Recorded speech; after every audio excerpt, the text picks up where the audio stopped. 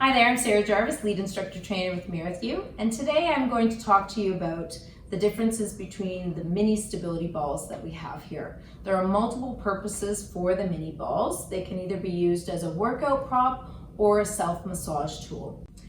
All right, I'm going to talk about the orange ball. This is our large mini stability ball, and it's going to provide the largest base of support when we're lying on the ball. So I'm going to show you some of my favorite exercises. We can use this underneath the upper thoracic, the lumbar spine. We can use it in a sideline position underneath the rib cage, underneath the foot when doing bridges for a little bit of instability. We can use this in lunges underneath the shin, or even in the hands to provide a more of a closed chain position and provide some feedback for the scapula. Okay, so I'm going to show you a couple of different positions here. Placing the orange ball underneath the upper thoracic. It, again, because of its side, it's providing me with a larger base of support. So for people who have weaker cores or a larger shoulder width, this is going to be a nice position for them. And it's going to provide the base of support that they need until they get stronger. Bringing the hands behind the head. This ball is a really useful tool to help facilitate extension from a supine incline position. Okay. This ball could also be used in rotation. So if I wanted to encourage more thoracic rotation, the ball moves in a sideways direction, which is really nice because it's giving me that support, but it's also allowing my rib cage to kind of push into the ball to help get more rotation to each side. As I rotate from side to side, the ball moves in a horizontal manner, which is really a nice way to teach and improve rotation. Well, you could use the blue mini ball with the orange ball to help to keep the leg alignment here, and then when you do rotation, the knees aren't falling out and they're still staying connected in the inner thighs. So that's a nice a way to use both of them at the same time. Okay. Now, this ball can be used under the lumbar spine. So coming into a supine incline position, the same way you would get onto the arc barrel, I would get the lower back onto the ball. Again, imprinting into the ball, it's providing that large base of support here. So I'm nice and stable, or my lumbar spine has a good feedback all the way through because of the size of the ball. It is unstable due to its nature, so I do have to work a little bit harder through the core, but that's okay. From there, you can either hold onto the ball or keep the arms down. And again, keeping that imprint as I do things like single leg stretch or even doing my scissors, right? It's providing that nice stability or the feedback for my lumbar spine, so I keep that imprint here. Okay?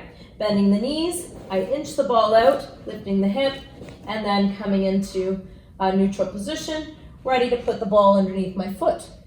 So again, unstable surface for my foot, so I'm really going to challenge the ankle stability here as I go into a shoulder bridge position. So the ball is a nice size to support the length and width of my foot as I lift up into that bridge position and pushing into the ball and lowering back down. And this is a really nice way to work a little bit more into the hamstrings. So it's a good challenge for both pelvic stability and hamstring strengthening. Okay, this ball could also be used underneath the rib cage. We use it for lateral flexion, but also to help assist with movement in the lateral direction for the rib cage. So getting into the ball, or getting over the ball and placing the ball on the upper rib cage area, side bending over, bending the knees. So now the ball can kind of act as a focal point for my ribs. I would cue to inhale, press, or think of the rib cage pushing into the ball, almost like you're inflating away from the ball, and then exhale, allowing your body to deflate over the ball. So inhaling, expanding the rib cage, and then exhale to sink. So it really does gravity and also body weight helps with this exercise, but really trying to encourage the movement of the rib cage with your cues. Option number 2 with the ball in the same position would be to go into a lateral flexion. So I could either support the head with the bottom arm or take the arm long, going into lateral flexion, flexing up to work those ipsilateral obliques here, which is a nice way. I could add a little bit more shoulder movement. It's a nice way to encourage that range of motion up and over the ball. Okay? So we've showed some positions for the ball on the spine. One other position before we move on. Placing the ball underneath the pelvis is a really nice place to place it for the plank position. So coming into the plank, I can place it either in the center of the pelvis, or I can even bias one side if I wanted a little bit more instability. I like it under the center for my first time plankers here. So placing the elbow and the shoulder lined up, using the ball as a little bit of a support tool to come up into my plank position. It makes it nice and easy to get into the plank and build that initial strength right before you do it without the ball. Okay? So, the ball can also be used between the hands.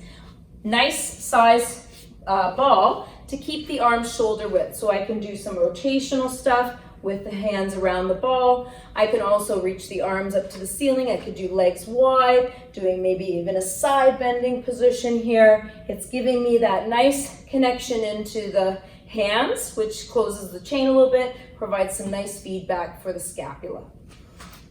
Alternatively, I love using this size ball underneath the shin, okay? When we're trying to work on range of motion in the lunge position, this is a nice tool to kind of get your body to sink down a little deeper each time. So bringing the ball underneath the shin, and I can press down into the ball, using it as a tool to help get a little deeper into the knee and the hip joint here, okay?